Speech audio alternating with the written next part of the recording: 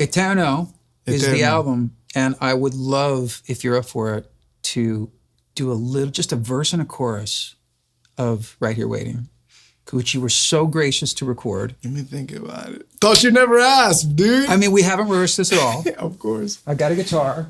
Let's do it, man. Hey, listen, it's an honor, for real. Oh, come on. It's my honor. And I love that you're going to turn a whole other generation onto this song.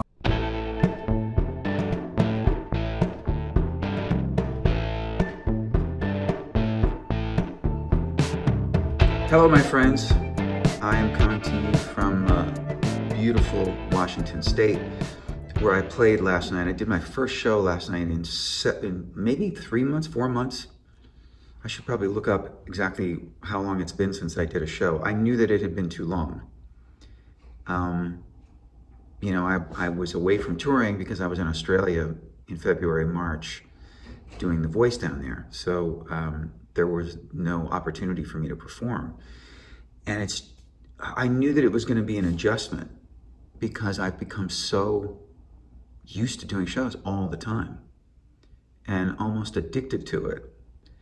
And the idea that I wouldn't sing for an audience for months and months, it's taken a bit of a toll on me emotionally.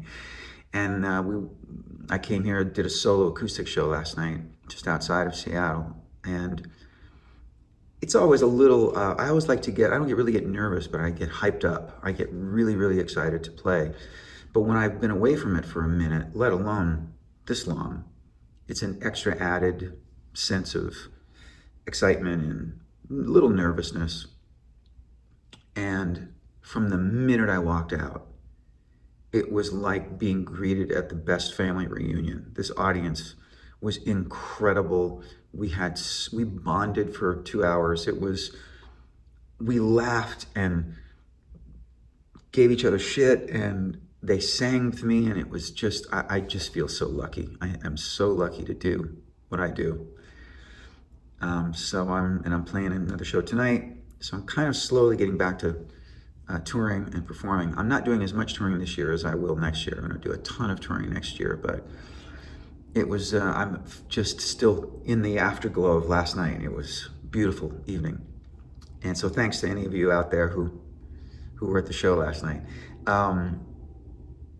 My guest on this week's episode of Stories to Tell is an incredibly successful Latin artist named Prince Royce. Now, this was an interesting episode for me because it was the first guest I sat down with who I didn't know. I knew about Prince Royce, and Prince Royce is massively successful worldwide. He sold millions and millions of records. He's had lots of hits in the Latin market.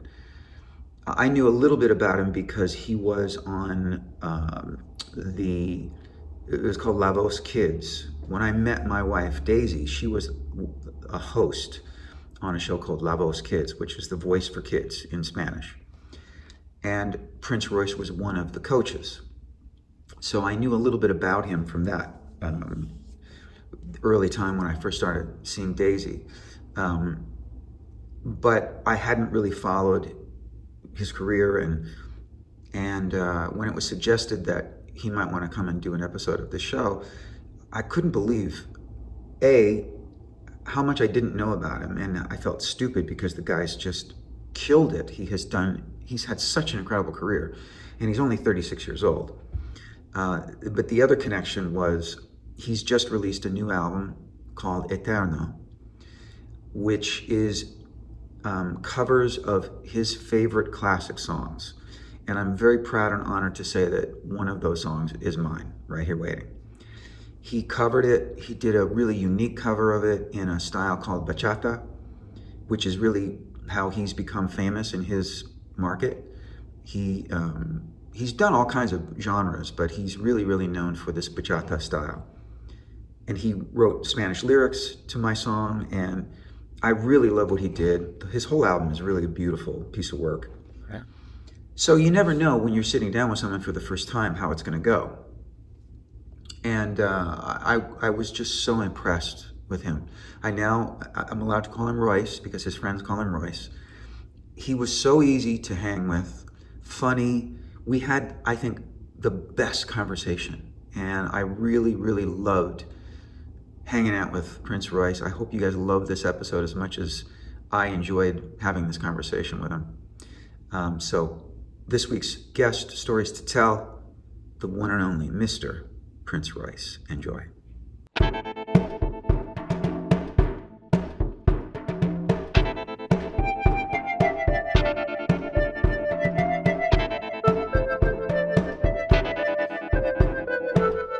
Prince Royce. Cheers, brother. What are we drinking? What do you drink? What do you shake up for us? Well, you said you changed your mind at the last minute. You were going to have wine. Wine gets me sleepy sometimes. Right. That's the problem. So when you arrived, I heard, he said he would have like the martini that you have. Now, here's the thing. So far, you're still okay. Because sometimes when people taste the martini that I drink, they're like, wow. But why? Is it vermouth? Is it dry? What is it? It's not even dry. There's just vodka. Oh, it's not. I'm And cool with that. a little twist. What's the twist? Lemon twist. Oh, that's a lemon it. twist. Yeah. I thought you said and a twist. And I'm twist. like, what's the twist coming? Not a... You know, I like vodka, man. I do too. See, I love the taste of vodka. Easy. And you could shake it up with whatever, and you still don't get like, you know, some tequilas or other, you have like a strong aftertaste. We were talking about tequila's cousin, what's it called? Mezcal. Mezcal. Yeah. Too strong of a smoke. I So agree. vodka you could pretty much mix with anything. You know what else is really good? Orange. Orange? Yeah, you got to change it up. I Yeah, I orange started is out good. with the olives because my wife Daisy, who you know Yeah. well, she turned me on to martinis because I always thought I didn't like martinis, but it turns out I just didn't like vermouth. And true. When you mix alcohol like that, I don't like those drinks that you mix too many things. Purist. Cause it's better just pure. Whatever it is better just pure. So you like? I love it. Great, man. Tito's Cheers. my favorite, actually. I mean, I said Tito's. Belvedere. It's okay. No, I just went into the brand. Vodka's my favorite. We like Tito's. We like Belvedere. There's a lot of them we like. The ones we like the most are the ones who will endorse us. Of course, yeah. So you already know Tito's, Grey Goose. No, I'm just kidding. All of it. Cut. Anybody, we'll surrender to the highest bidder. For real. We'll be here right here waiting for you. We're right here waiting for a vodka endorsement. Well, man, I'm so thrilled to see you. I get to thank you in person. First of all, congratulations on the new album, Eterno. Man. Thank you. Am I saying it right? Eterno. Yeah, it's good. I Eterno. don't speak Spanish. No, it sounds good. Eterno. Dude, I married a Latina. Daisy got to teach you some more, man. She's not doing a good job. What's going on, Daisy? I swear. No, it sounds good, though. I swear it's because her family talks shit about me right in front of me. And I don't know what's there. I'm just like nodding. Nah. But I think Eterno. Latinos, anything they say in Spanish might sound like they talk a lot of shit, you know? And they could be saying the sweetest things, but Sometimes she's like really going on something, and I'll go, "Why are you yelling?" She goes, "I'm not yelling. I'm Latin." that's hilarious. So Eterno, Eterno, yeah. which is this beautiful album of covers that you've just released. And you included one of my songs. Of course, I'm very, very man. honored. And No, I want to compliment you on your taste. Thank you. No, the pleasure's mine, man. You know, like I was telling you off cameras, the vibe of this album was just songs that I thought were eternal, that are legendary, that are classics. And I wanted to bring back a bit of that vibe to the people of today, you know, especially Latin America, my fans. I think that, you know, these were times in an era where there was like, where music was so pure and it was so like, no auto-tune, so real. Like guys were in, you know, the band was in the studio. We've kind of lost that a bit. And when I first started, there was still some of that, you know, and when I came in 2009. So I think it's all about kind of bringing that nostalgia back, taking it back to that era. And for me, it was like a beautiful creative process because I was able to dig in to just the education of all these songs and all the covers that have been done and just took me back. So I think, believe it or not, like this album was almost more fun and more challenging than my own albums. Really? Because it was just like doing like... Right, you're just servicing the song that already exists. Exactly. Instead of trying to realize a dream of your own. Exactly. It was forcing me to do things that normally maybe I wouldn't do or I wouldn't sing. I totally get get had that. fun with this. Did you, when you say sort of old school or back to that time of real musicians and before auto-tune and all that, did you record this album with actual players or was it still kind of in the box? So Bachata in general is always very real. there's very little MIDI keyboard. Everything's musicians. Everything's real bass, real bongos. So bachata is from, just for the audience. Yeah, I want to. So I want to do a deep from- dive on this with you. It's from the Dominican Republic. I like to compare it maybe with like a little bit of country music or like salsa, if you're familiar with salsa. It's a 2 lead guitars. It's a bass. It's a bongo. It's a guira, which is just literally like a metal thing they just like, which creates like the tweeter type thing.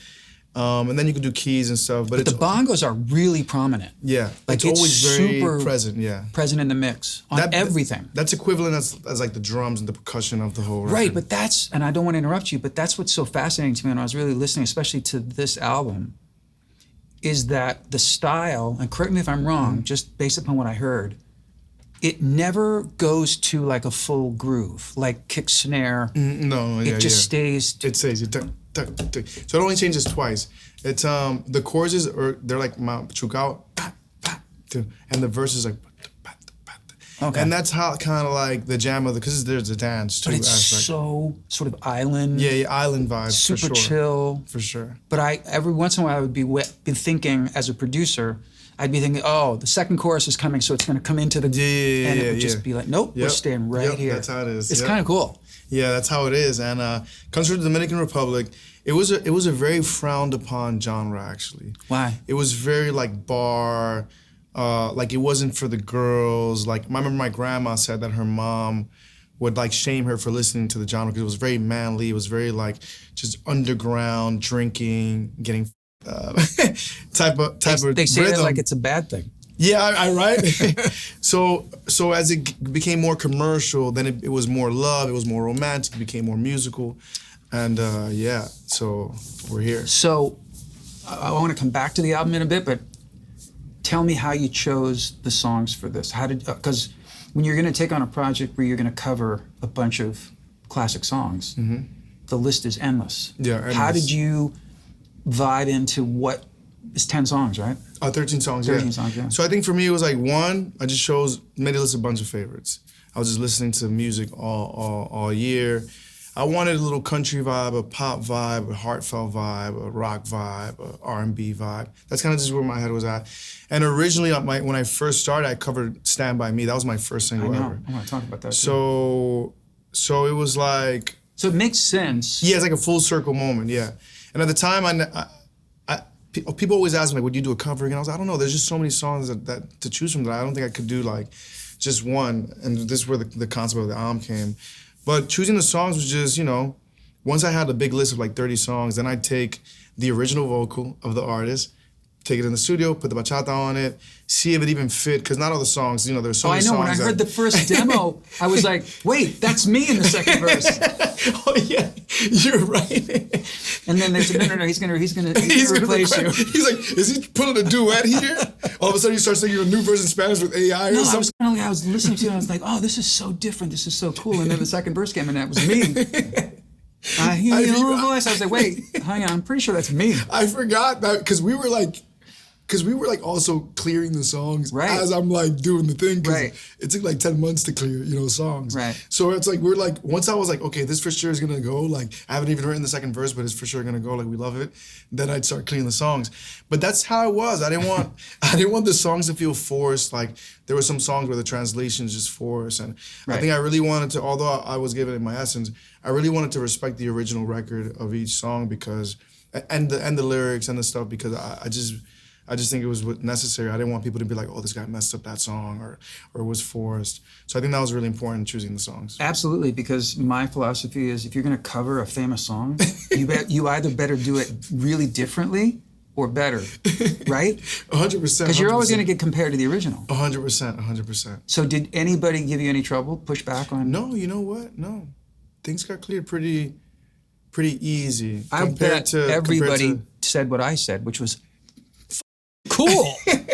Prince Royce wants to do my song. Hey, man, I'm okay with that. Thank you, man. First of all, it's an honor to be here, man. Thank you for welcoming me here to the house. Cheers. My pleasure, buddy. And I think it's, it's always just like a learning experience when I get to share with people like you and see what you guys are up to and just seeing you guys in the flesh. I think that this industry is so different and weird and being able to just have a conversation with someone like you, I think I always like take just some sort of learning. You know, I think it's always, you can always learn in this business. So I'm still learning from I'm always learning people like something. you too, man. Amen. Thank you. Tell me about, I'm always fascinated when I do a little homework on someone and I think that you don't have a musical background in your family.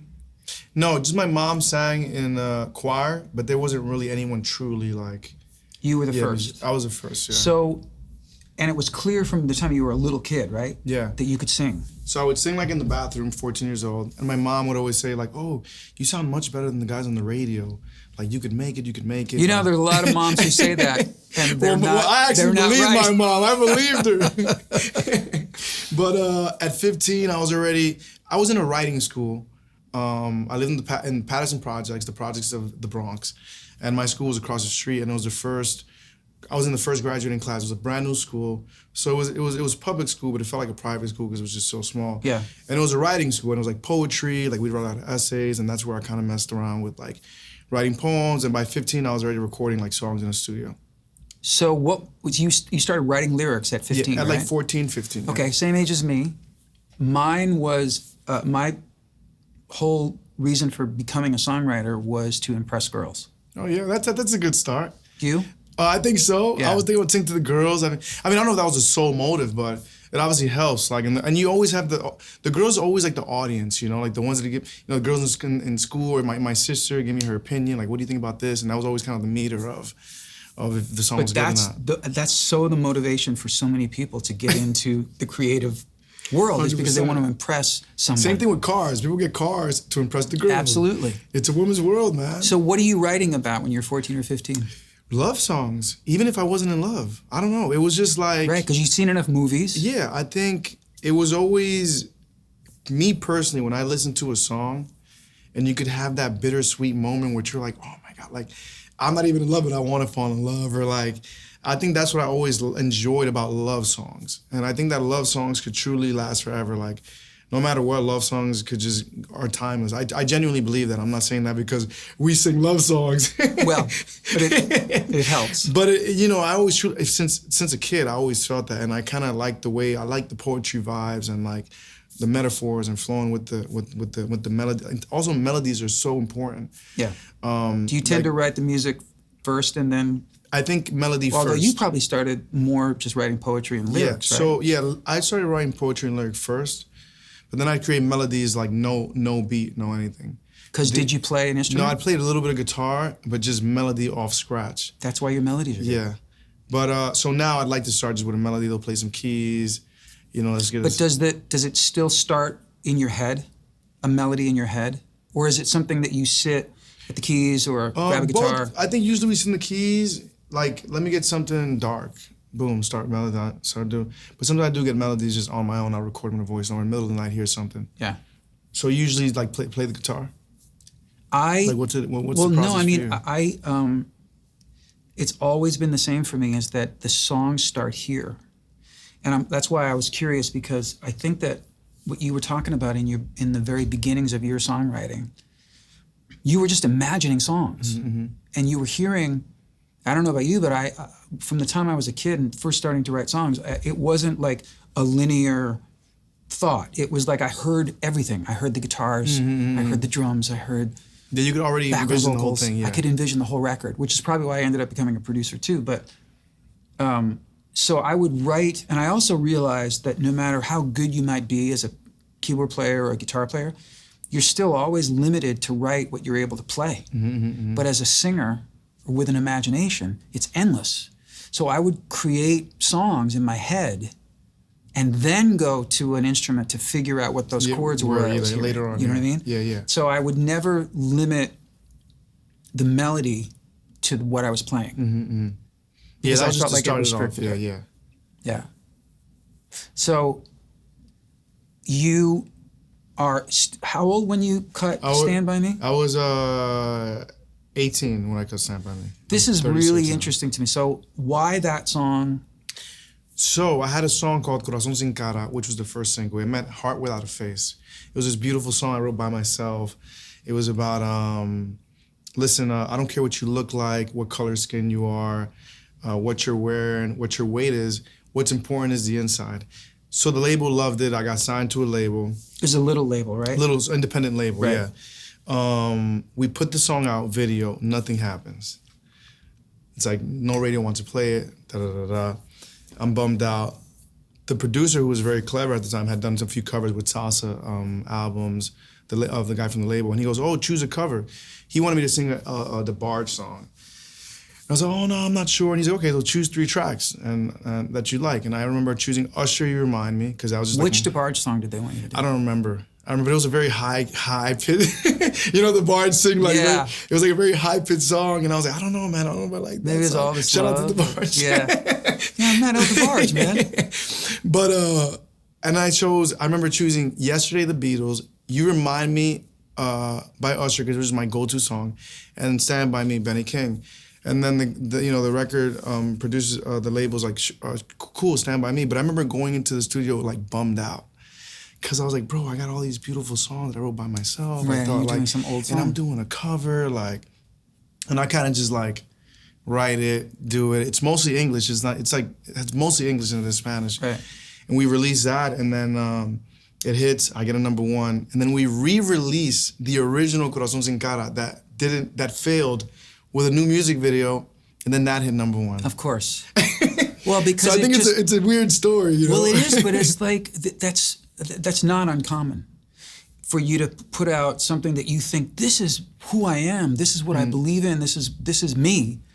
Doesn't connect for whatever reason, but then something sideways connects, and then it just opens the door. Opens to the go door. back. So that was like the blessing in disguise. And ever since then, and then I sang it with Benny King at the Latin know, I read Grammys, that. and that was a beautiful moment. And then How long after it was #1 did you do that with him? maybe a year later. So he's like, because Yeah. he wrote that song too, right? Yeah, he wrote that song Yeah. too. Yeah, yeah. He passed maybe like 3 years after Yeah. that performance. But when I was recording this album, I kind of felt that same. I don't know, something about it. It was like a full circle moment, like recording like a cover, and I was reluctant about doing another cover ever since. But I was sitting with Alpha, who's the president of Sony Music Latin. He's like, "Yo, bro, like, you kind of pioneered this vibe of like bringing 2 worlds together Yeah. and introducing like English songs to the Latin community." And recently I realized, like, I consider myself like a 200%. Like I'm 100% Latino, Dominican, but I'm also 100% like New York, American. I like hip hop, I like R&B. And I think these songs could kind of reflect that a bit as well, the Spanglish and Yeah. introducing Latin. There's people that think that I'm the original singer of Stand By Me still. Sure. Like my age, and Sure. it's kind of weird to me because I always knew the record. I don't even know when I heard There will it be first. people who think because of your cover of Yesterday that you wrote yesterday.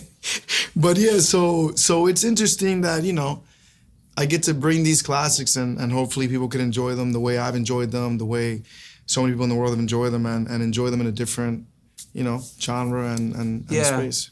Does your heritage, your Dominican heritage, is it something that you think about in terms of infusing into what you do, or is it just a natural thing and you're just doing what you do?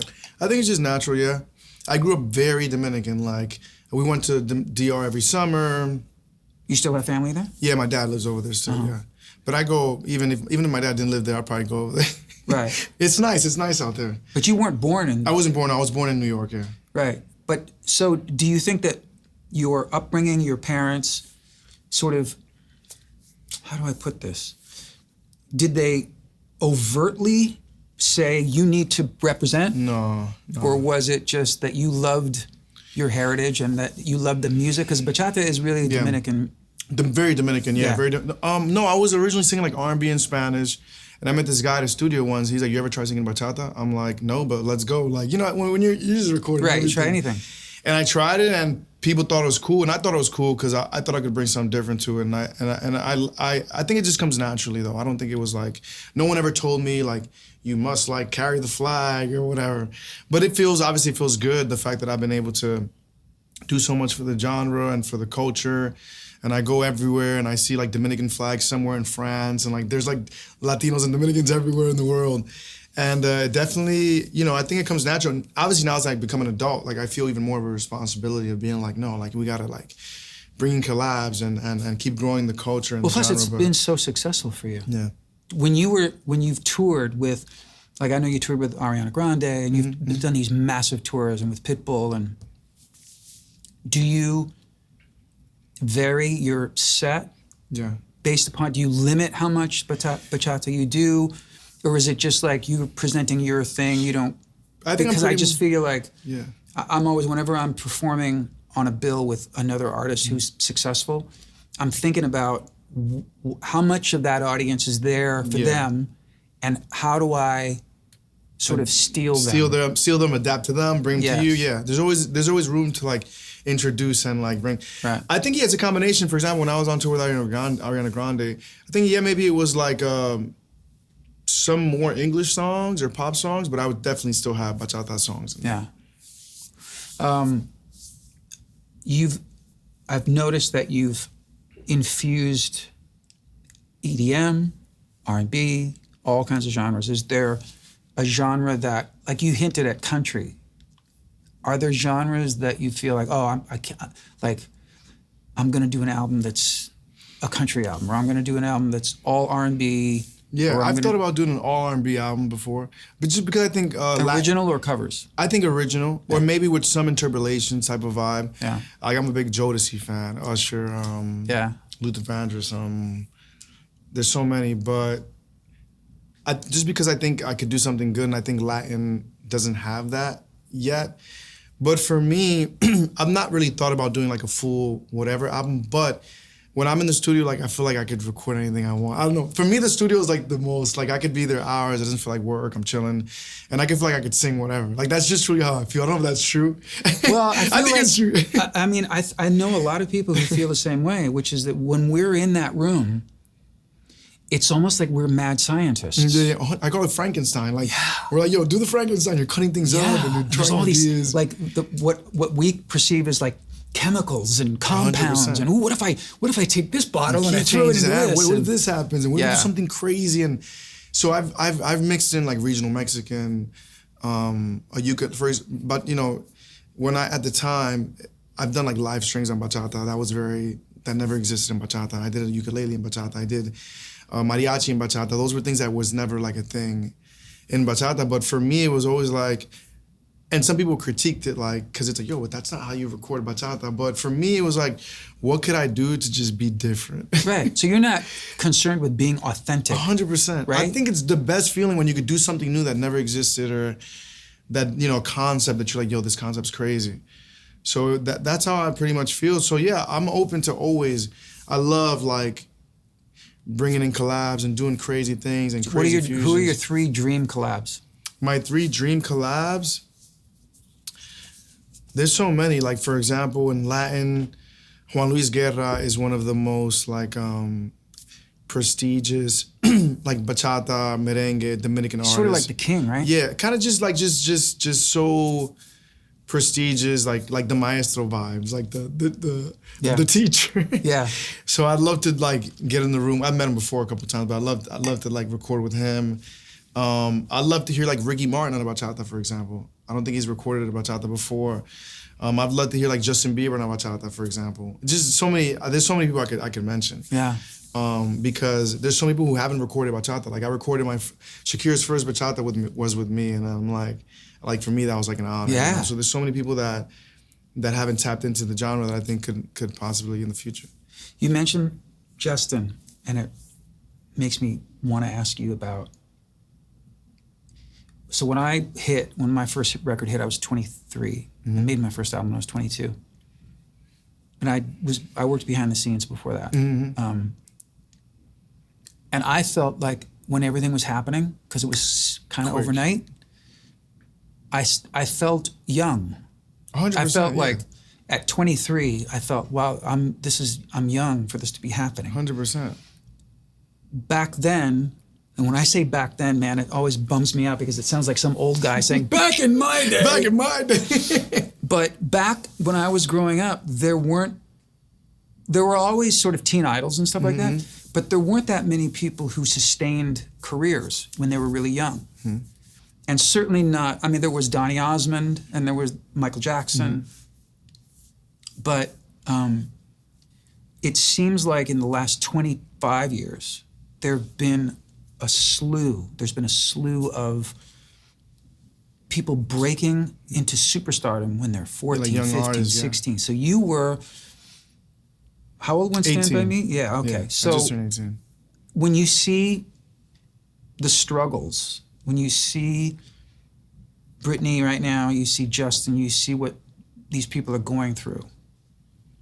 And I don't know you, but I only know, from what I know of the public part of side of you, it doesn't seem, I'm sure you've had ups and downs like we all have, but you seem like a happy guy who's having fun. And when you see people like that, do you go, oh, I totally get that. I totally get it. 100%. So talk to me a little bit about, because I think people would be interested to know this. Like for instance, I do know that, like we mentioned, you got signed to a small label. You've probably been doing demos not that long. 100%, yeah. Right? Like my first album was my first demo that I paid myself. Right. Pretty much. So it happened, even that, which we would all consider success. You decide, I want to be a singer. And then very quickly, somebody, even though it's an independent label, little label, says, yeah, we're going to make you a star. And within a year, 2 years, you've got a #1 song. I know that after that success, you were like, you needed to go on to the next big thing. So when you left this label to go to Sony, there were lawsuits. You were caught in the middle of all this stuff. Talk to me about what that's like to be an 18, 19-year-old kid. Now you are, people are relying on you for their salaries, for their livelihood, huge pressure. You've got adults all telling you different things that are supposed to be the truth. Talk to me about that. I think it's crazy you're touching this because it's true. Like, when you look back at all these things, I think my second album was the hardest album of all time for me. And I think it's probably maybe hard for a lot of people, the sophomore album.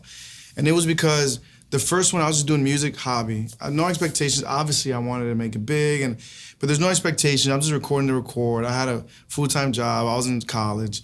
What was your job? I was selling cell phones at a Sprint No. store. So I'd sell cell phones, I'd go do night school, and then I'd do the studio like at midnight after all that. Wow. But the second album, I got like 2 or 3 #1s.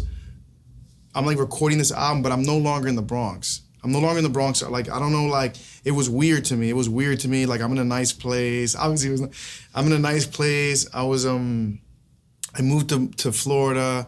I had a nice place at the beach, and I couldn't like get into the vibe of writing. I don't know why. I felt like self-conscious. I was like people are actually gonna hear this now. Like they're expecting to hear. Yeah. Where before I was just writing and during that second album, the lawsuit was already going on during that second album. I had released it. Can I interrupt you and ask, what were the steps that were taken who said to you, we need to leave and go to Sony, or we need to end this deal, or? Myself. You knew. Yeah, I knew. I was already asking some questions. There were some things that I was like, but how does this work? I was just finding out about publishing. Let me ask, was one of the questions, I had a big #1, where's the money? Where's the money? We're triple platinum. Am I supposed to be making some money? When are the checks that come in? Yeah. So I had just started finding out about publishing and splits and whatever, and that honestly, that was one of the questions. Like, I had multiple lawyers, and you get all these people talking to you, and that was kind of brewing. But back to kind of the first question, I think it's difficult, especially at a young age, to cope with fame. You're coping with fame. You don't know, you're making it, but you don't know how big you are. Like, I don't think then I knew. Like, I look back now and I'm like, damn, that's crazy. Like, I was 21, like doing this and doing that. And, yeah. And you don't really realize how fast things are coming. You got so many people in your ear. You're dealing with depression without even knowing that you got depression. You're dealing with all these things. And yeah, definitely I could feel everybody. I think fame is hard, man, in general. You got so many people in your life, so much pressure, so many things going on. And I think one thing for me, I was always kind of I seem like a social butterfly, but I'm really not. Like, when I'm home and when I'm outside of the cameras, I'm really just hanging out with like my girlfriend, my cousins, my parents, and my friends were always like my family members, my sisters, my brothers. I was always very Did you tight with my maintain family a at least. close relationship with your family when things hit? Yeah, I think maybe that second album, I was just traveling so much that we probably maybe grew apart a little bit. But once things got grounded again and I started being able to balance maybe my life a little better. Still working on it. You're always working on it. Always. But yeah, I think I had to find the way of like, okay, this is personal, this is music. I need some time for myself, for my family, stuff like that. And but it's definitely hard, man. It's just, I can't imagine, you know, especially with the level of fame that some people go through at a young age, you know, what they could. Do you trouble they go through. have any young artists in your life who kind of look to you to be a mentor or to say, or you sort of see that they're going through some of the stuff that you went through 10, 12 years ago and you go, hey, just so you know. Not so much, but I've been working on that recently. I've been trying to get involved with some of the artists. I'm working on some things in the future, and I'm actually really trying to get involved with maybe some artists that are on the come up because, not for no reason, but because I think it counts. Like I think there were people for me that were there that gave me some advice on the come up that kind of stuck with me, and it really did help. Yeah. What was the first splurge? What's the first thing you did Splurge? when you left the old the Bronx? situation and all of a sudden it was, there is money. You know, I'm actually a very conservative spender, actually. So am I. He's like, so am It I. doesn't look like it here, but it's true. So I honestly think I've done a good job. I think I've done a good job. I gotta tell you. Obviously, I've bought Was it a car? I bought multiple Ferraris before. Oh, okay. I bought multiple Rolls Royces, but I still don't think it's a splurge. No. Like I don't think, for example, like before I bought a fancy car, and my first car was a Benz, but before I bought like a real like sports car, I always said I need a nice home first. So, you know, I know guys who tell me stories that they would be living in like a bad neighborhood with a crazy $300,000 car, and they'd get the car like thrown bricks at and stuff. Of course. Me personally, like I've always been a pretty conservative dude. I always said that if I buy one, I could buy at least 2 or 3. Was that cocky? But that's really like, you know. Not cocky, but it's true. So I think I've done a pretty good job. Obviously, I've spent things like for example, just to be real, maybe when I was younger, I was spending money on jets, like for no reason, on things that maybe were unnecessary. But I think I've Do you done a good regret job. it? You know, I don't regret too much because I think it's part of the process. Yeah. Like, for example, I have a couple cars, and that's it. Like, the car thing's out of my system. I think maybe it's probably something I was gonna do anyway. And I think I always look back at things, at least in music, and that I could have done some things different maybe, but I don't truly regret something. I think it's what molded me to who I am today and who I am today. So I don't think I regret And also, that. let's be honest, like when that happens for us, whatever age we are, we're now we're sort of, whether we feel like we're in a club or not, we are. Yeah. I never ever felt like, I'm in the club. I never really have. But I know intellectually that I am. Do you know what I mean? Yeah. So you can't help but look around and go, why am I in coach? This guy's taking a private jet. Like, we're going to the same place. We're going to the same place. We're going to the same gig. And you know, sometimes that adds a pressure that you don't need it too. Right. Especially nowadays. For example, when I came up, there wasn't like Instagram like that. Like, yeah, it was coming up.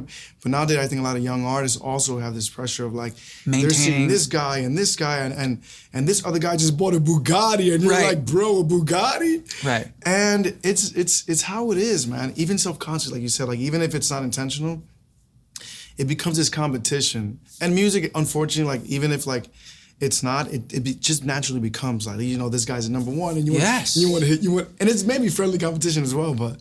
Whether it's, sometimes it's friendly competition. Sometimes it's just competition. Cool, yeah, true. And sometimes it's feeling insecure or less than, or like, and I think that that's an interesting road to look at because, and maybe you can relate to this, I find myself, the older I've gotten, the less that matters to me. but it still matters to me once in a while.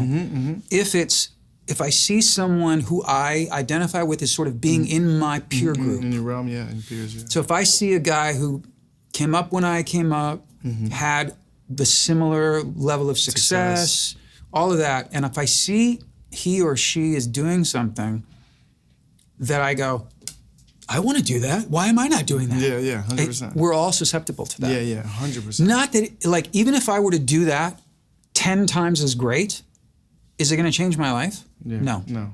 Nothing's going to change my life in any way in that way.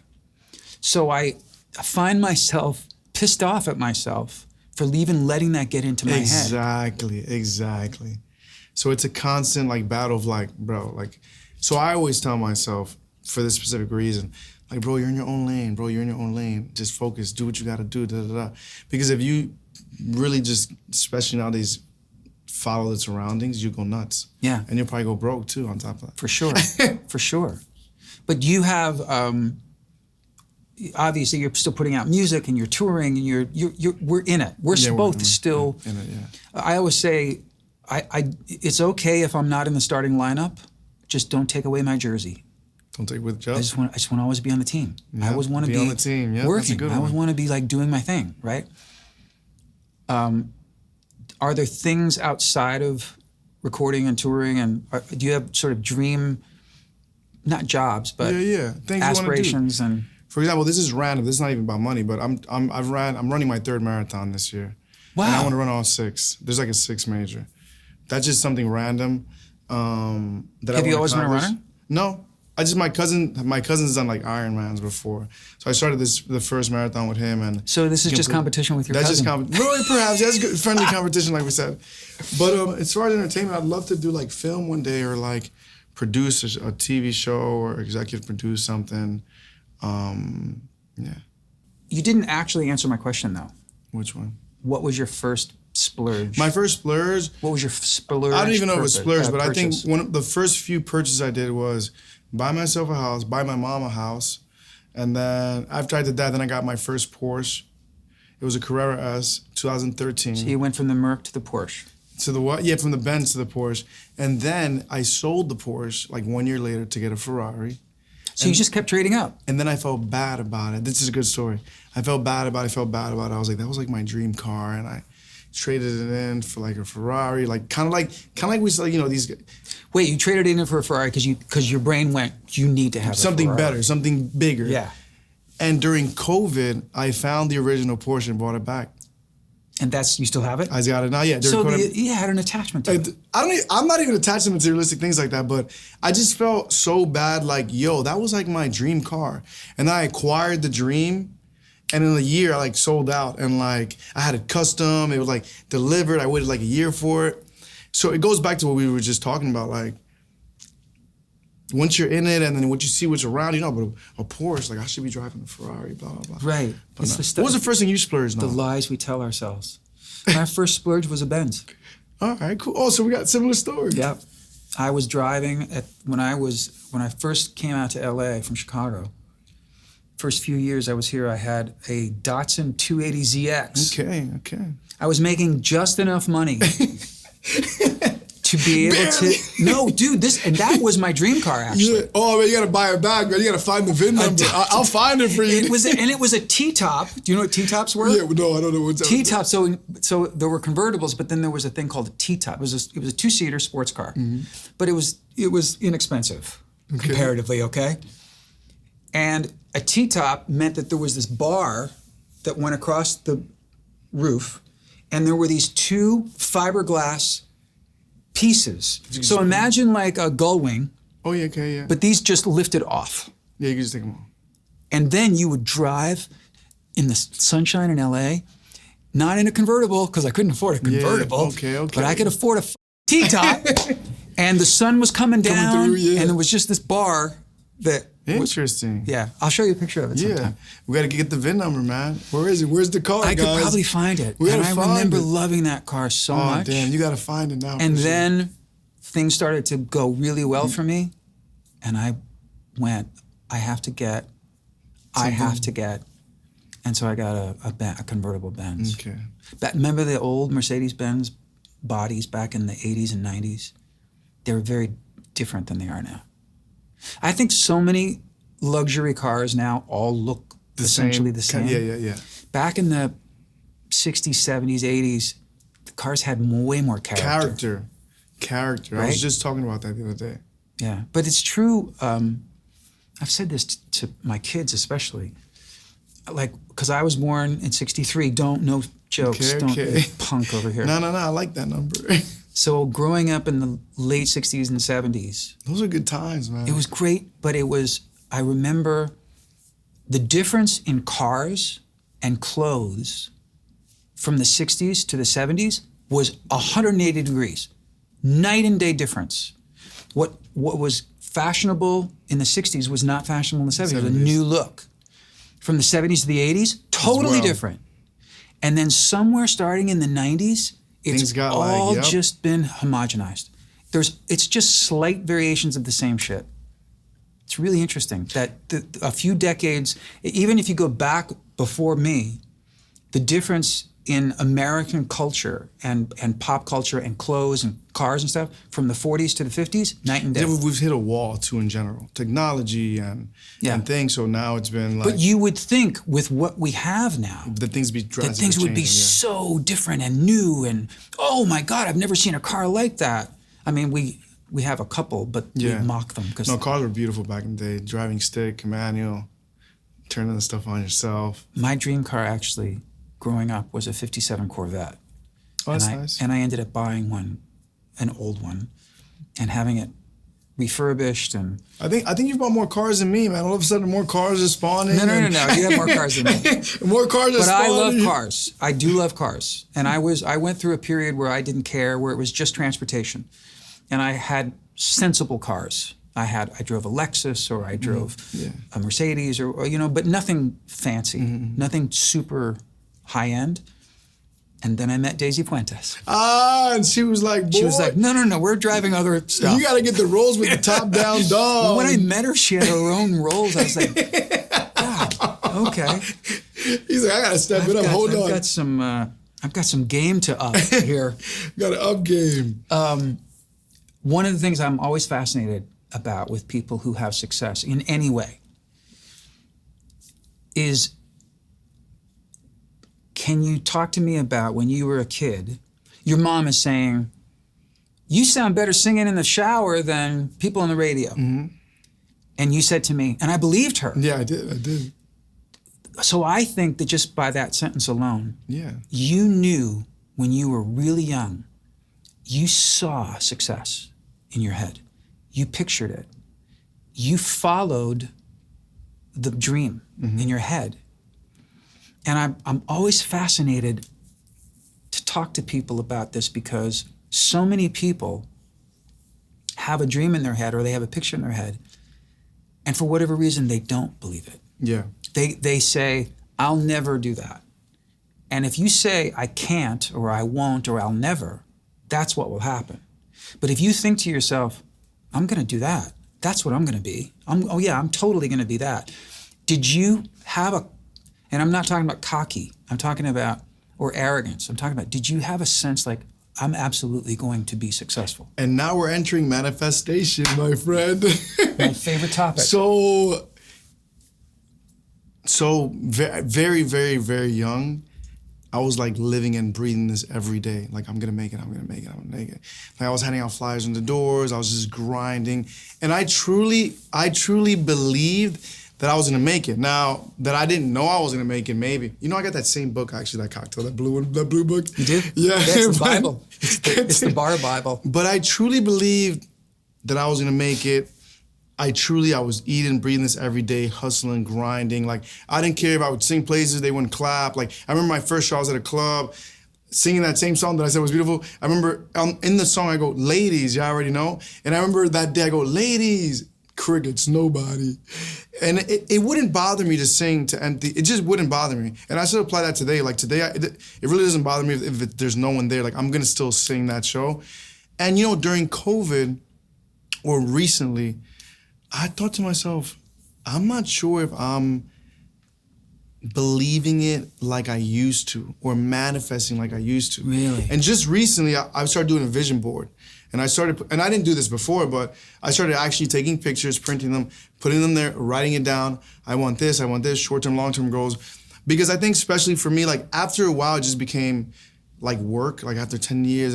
And I told myself recently, like, yo, am I like losing trust in myself? Am I not believing anymore as much as I used to? I just didn't feel like recently my drive was as like when I first came up. And I think it's maybe normal because, you know, you make it and now you got a nice place and you get like lazy. And recently, like I started listening to manifestation podcasts and people talking and motivational speaking. I'll go on a run and I'll listen and I'll get hyped up about, and trying to find like that moose again, like that motivation again, and like that drive to keep going, I think is also important in this business because you kind of lose motivation and you release a song and you thought that was it and it doesn't hit, or you know, you're like, man, like, you know, you start running out of ideas and you've already spoken about every concept that you think you've spoken of, and it's always finding that motivation. But in the beginning, to some of the question, I truly believed that I truly believed that I was gonna make it. So when you say to me, I'd like to, you know, produce a TV show or I'd like to be in film, that's where, because I'm speaking to you as a brother in this, because Thank you, man. My relationship with manifestation and my history with it. Really? Which started when I was really young, like 15, 14. I didn't know it then. I didn't understand it. I had no concept that it was manifestation. I just know that I saw myself in those situations that ultimately became reality. Once I realized it, which has only been maybe the last dozen years of my life. You realized like, the result of it. I was like 50 years old when I finally realized what I had been doing. And I noticed it really, I became aware of it in terms of people. So when I was a kid, I had heroes. And I'm talking about the difference between being a casual fan of somebody versus being really affected by what somebody else did. Whether it was a songwriter, a musician. Sometimes they were people who weren't famous. Just people who I became aware of through reading credits. I was a credits junkie. That's cool. a thing that's long gone because nobody pays Well, attention now they do put the credits on the streaming They do, platform. but I don't think anybody really pays attention. I check them out. You check do. them out. Yeah, of course yeah. you do. But I'm it's saying cool, the general public. Yeah, general public's not checking. But when I was a kid even, I wanted to know who was playing piano on that song I loved. Who wrote that song? Who did the arrangements? I was fascinated with all of it. And so I ended up becoming a big fan. A perfect example is a keyboard player named Greg Fillinganes. When I was in high school, I saw that he was playing on all these Quincy Jones records that I loved. He was playing on Stevie Wonder's Songs in the Key of Life. He was playing on all these records and I would listen to his piano playing and his keyboard playing. I was like, this guy is, and he became like I became such a fan of his, and I didn't know anything about I just him. heard the keys on it. Sure enough, within a year of me moving to LA at 18, I met Greg Fillinganes. Just met him. He's just one of literally, 50 people, I could say, from famous people to people who are just behind the scenes, who made an impact on me. They have all either become my friends, my collaborators, or acquaintances.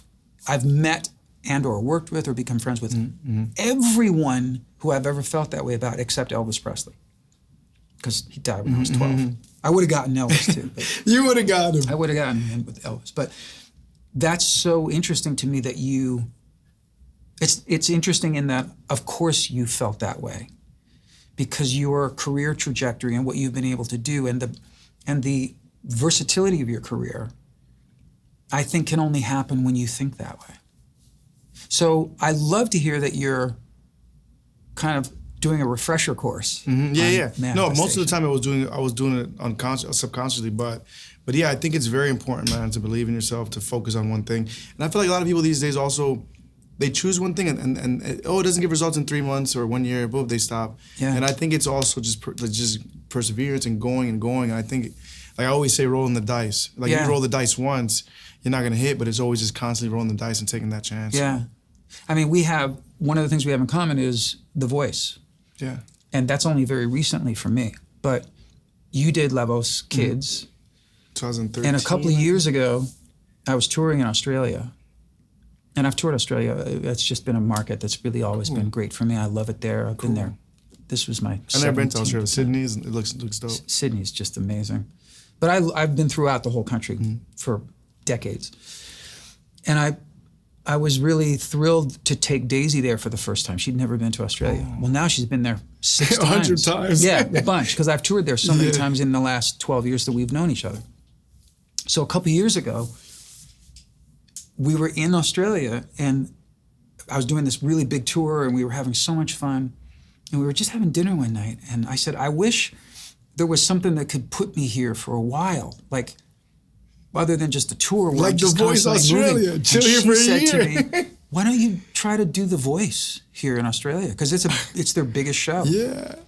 And I kind of went, I don't think I've never done anything like that. I don't think that's my thing. Well, then I started thinking about it and thinking about it and thinking about it.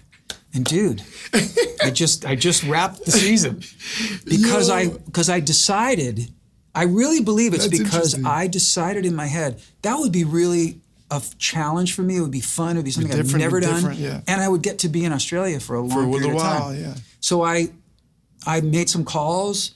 I did it all on my own. Wow. No manager or anything helped. Wow. Because I have friends in Australia, I asked around a little bit, and then I just let it be. I just put it out there in the universe, right?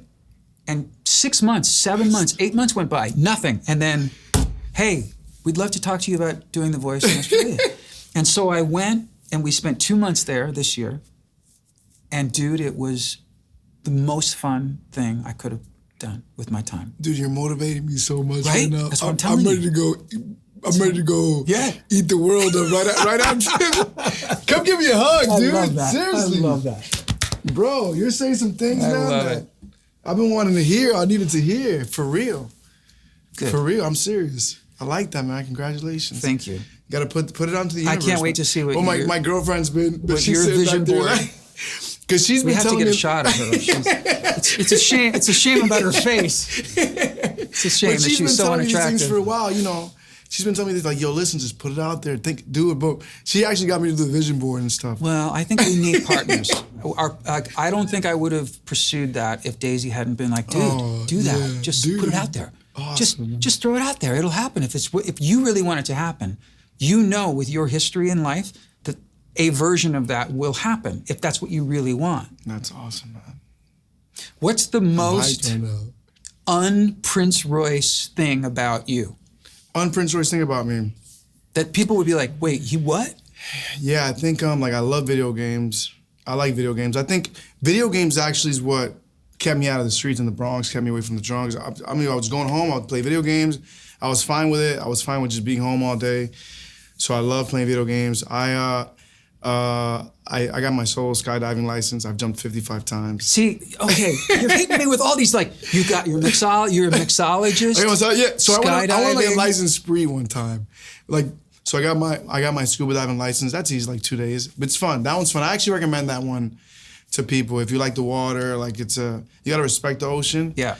Any dicey moments under the water? No, it's just scary. I think it might be scarier than jumping out of a plane. Are you scuba diving in Florida? In Florida, yeah, it's nice. Dude, I live there. LA's Part-time. worse. There's like sharks everywhere. Dude, I feel like there's sharks everywhere I'm about to get in the water. Nah. I've become shark phobic. No. I'm actually like a scared person, but I'm not. I think the ocean, when you go down there 50 feet and you look up and you just see like just endless, it's a scary feeling. You're breathing and the more you breathe, the more your tank comes. You never dive alone though, right? No, it's always a big group. Yeah. But skydiving is alone. Skydiving is that one's intense.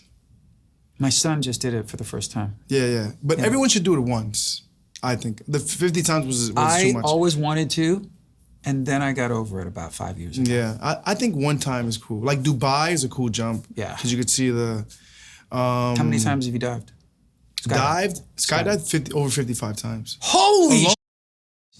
I got footage, like alone, Wow. like solo, yeah. So is it just the ultimate rush? I've always liked roller coasters. It's a weird feeling because you're grateful. Like I would get home and be like grateful, like to be alive type of thing.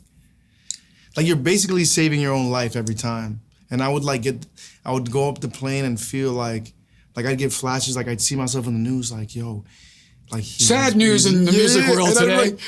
What the fuck am I doing? But it was, I haven't done it in a while. I haven't done it since But COVID. is it the rush of meeting the fear head on? I think it's like overcoming your fear, and I think it's like just being able to fly. I think the best part is jumping out of the plane. Like when you just jump out the plane and you go from that change from still to like falling. Once you're falling, it just feels like a roller coaster. That's How cool. long between jumping out of the plane and landing? So it's usually 15,000 feet, and it's probably like a minute. Yeah, yeah. Wow. Minute and some change. How long do you free fall? Probably like 30 seconds. I think, you know, like some people wait longer, but the safest thing is the quicker you pull the parachute, the safer. Right, because if there's something If wrong, something happens, you have have more time to react. But the first couple of jumps were tandem jumps, right? Believe it or not, you do like 3 tandem jumps and you're jumping alone already. Like you're jumping with your own parachute with a guy jumping next to you, but you're still jumping alone. And you never got there's never been a risk of getting tangled or. It's easier than we think. It's just knowing the only way you can get tangled is if you either jump too close to someone or but when you're falling, you have to fall like in good position, because if you're falling like this, then you're tangling up the parachute. Right. When it opens, it's like tangled, and then you gotta like untangle yourself. Right. And that's just kind of scary. Yeah. Is there a nerdy thing about you? I think the nerdy thing is video game. I collect Pokemon cards. I collect sealed video Pokemon cards, games. That's nerdy. Yeah. I'm not gonna lie. Really, you think? That's a little nerdy. I would always collect Pokemon cards, but I got like $1,000 worth of Pokemon cards. By the way, the guy who just said that collecting Pokemon cards is nerdy has a whole collection of Elvis memorabilia in his garage. Yeah, those are nice, man. No, that's nerdy. Nah, man, those are good. You know, there's something about which I started realizing recently. People are buying like digital cameras. They're recording on VHS. Vinyls have been exploding now. People have been. I think there's a need or want for things from back in the day. Like there's sealed Star Wars VHS tapes for like $20,000. I know. So it's like, and these things are seeming like antiques for people. But we've lost a bit of that. Everything's so quick and so digital that. Right, and so disposable. So, you know, back in the day, like going to the store, buying the CD, like that was part of the music process. Oh, man. Reading the lyric book on the thing. Like you would sometimes cut your finger like with the vinyl, that right? was part of listening to the record. It was an experience. That was just an experience. So when's the last time you sat and listened to an album that wasn't yours from beginning to end without checking a text or an email or Instagram? No. Yeah. No, I don't remember. Because I'll just put it on the car, like a new artist release something. Let me go check this out. I'll play it in the car, and you're distracted. It's all and background then music I now. think that was. I'll add it. Yeah, it's background music. You're right. That's the word. Maybe the last Coldplay album, actually. I was really excited to listen to it. And so I sat out of it in With the the eyes sun, closed. and I just went. Zen naked in the backyard. Yeah, the totally. grass. And I just wanted to experience the journey of from the first note to the last note. Yeah. But it's That's something that I used to do all the time, and then it's just sort of like, you know, society says, no, we don't do that anymore. I think eventually things hopefully would get back to some sort of experience. I think people like it. I think people want it. I just think that technology has removed us from it, and we'd be like technology's gotten us dumber too. We've never had more access to information and yet been dumber than we are. Why do you think that is? I think everything just gets done for us. Like I remember renting an old school Ferrari the other day, and I'm going and I'm like you can't even be on your phone. Like you're changing gears, and it's nighttime where you got to go flick the thing on and turn the light on, and now this just gets done for you. And that's the case with math. You don't even punch it on a calculator no more. Like you just ask Google and everything just gets done for you. And I'm so, like, it sounds like extra, but I'm grateful and from at least from the generation that I was born in, that I was kind of right in the middle of, you know, I was still able to enjoy like some of the things that I feel you guys have been able to enjoy. Like I can't picture, like I think like, man, how dope would it have been that if I would have came out when there were no, like back in the day it was like paparazzi with a big camera. Yeah. It wasn't like a photo. People would like, you would like sign CDs. People would enjoy the artists at the concert. There weren't like all these cameras. And now I that's call just, out my audience all the time. Not in a, like I know Put the some. cameras down. No. Some artists I know get pissed off and they tell them to turn off their whatever. I don't put do the that. camera in the thing. I call them out because I'll be doing a song and I'll look and it's just a sea of cameras, right? And I'll go, you mother are never gonna watch this. That is true. Like You're when was the missing last it time- now, but you're never right. gonna watch it. When was the last time we actually watched what we filmed? You're right. I got so many videos on my phone from concerts that I never watched again. Same. And that's why I'm saying that. I mean, I'm not dissing myself. Yeah, I'm yeah. not saying that you're not going to watch it because it's me. Like, I've gone to concerts and taken a clip.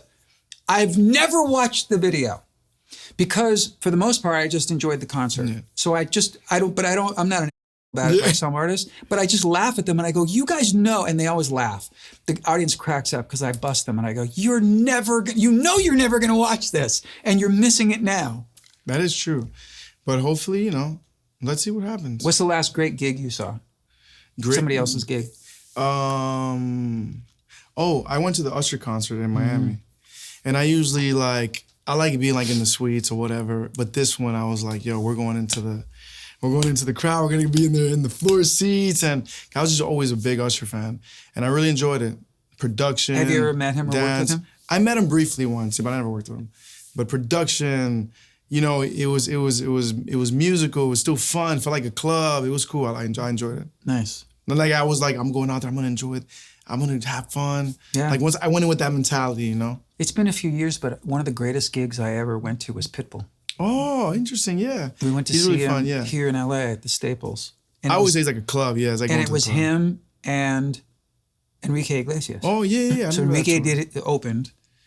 I mean, it was a co-headline show. Yeah, but- co-headline. Yeah. or no, Pitbull opened. Open. Yeah. And Pitt invited us. I didn't know him. He had met Daisy a couple times. So he invited us back and he actually made us drinks.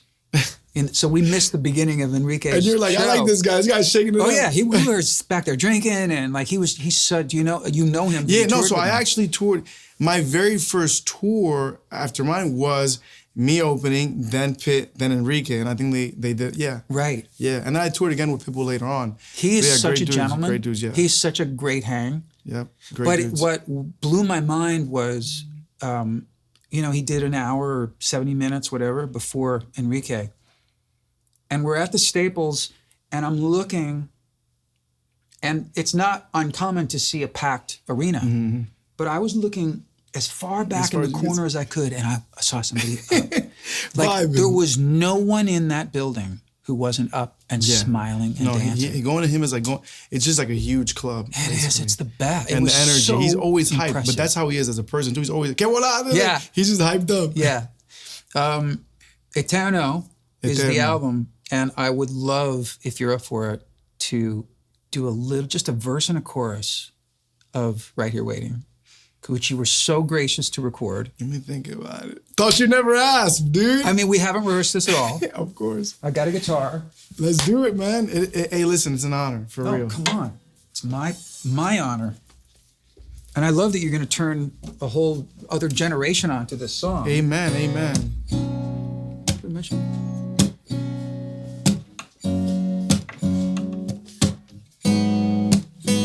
So you start in Spanish, okay? All right. Pasan los días, lejos estás, y comienzo a enloquecer. My turn.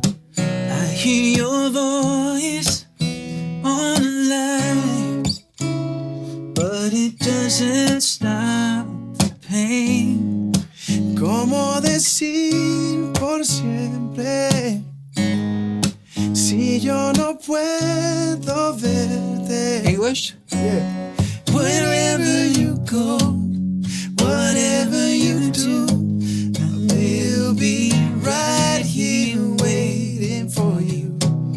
whatever it takes.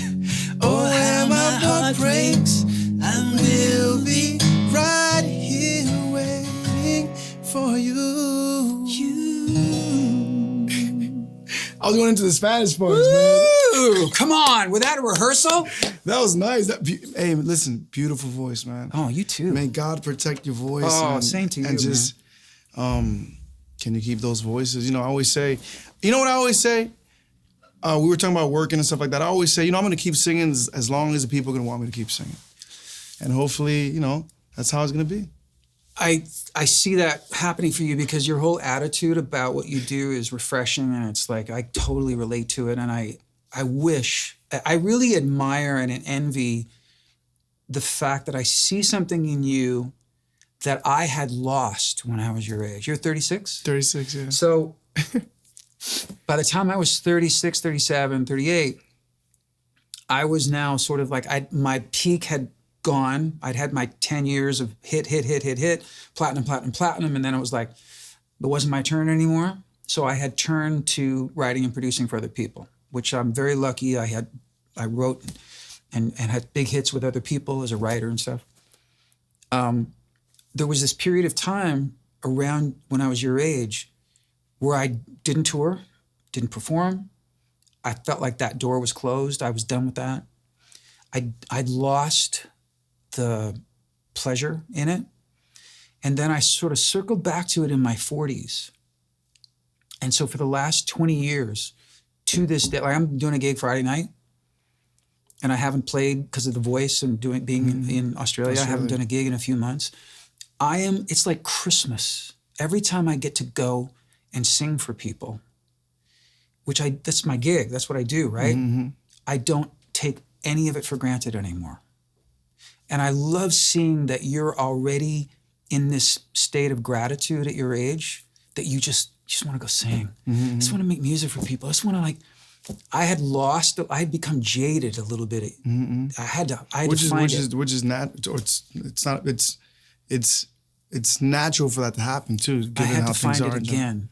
And look, you never know. I wouldn't imagine that you're gonna lose track. But if you do, you can always call me and go, hey, I need to get back on track.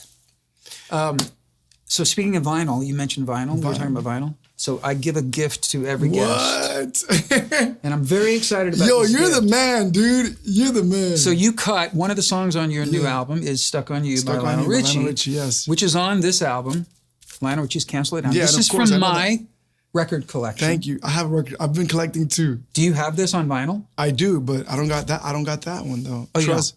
No, I do have that one. I don't got this one from okay. you.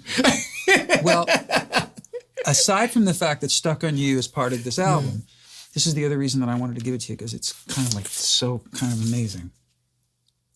If you look at the credits. This is what we're talking about. Like back in the day, you'd pull out the thing, You right? pull out There the were whole the credits, and it would say who played on it and who produced it and everything. I want to show you this. Like this is just one of the songs on the album called "The Only One." Look at the background vocals. There it is. Could you sign this for me? Of course.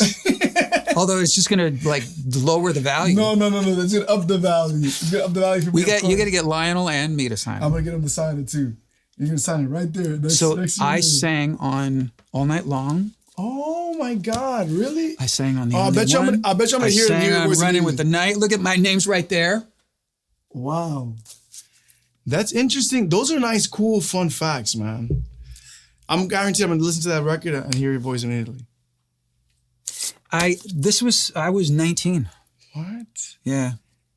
I sang on his first album. I sang on You Are and a couple songs on the first album.